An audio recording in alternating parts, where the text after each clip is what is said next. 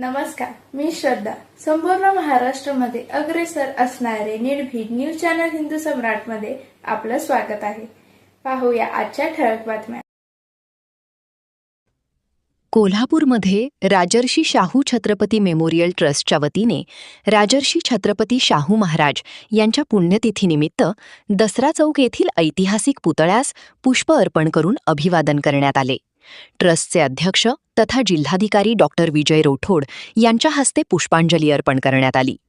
गेल्या 45 वर्षांपासून ट्रस्टच्या स्थापनेपासून हा अभिवादनाचा उपक्रम सातत्याने राबविला जात असून राजर्षी शाहू महाराजांच्या सामाजिक व पुरोगामी विचारांना अभिवादन करण्याची परंपरा जपली जात आहे.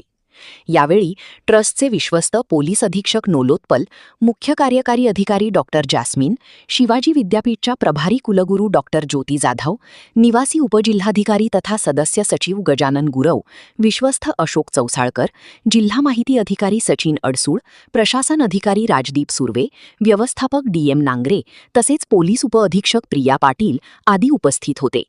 दसरा चौकातील अभिवादनानंतर शाहू स्मारक येथे अर्धाकृती पुतळ्यालाही पुष्प अर्पण करण्यात आले. त्यानंतर ट्रस्टच्या कामकाजाबाबत चर्चा करण्यात आली.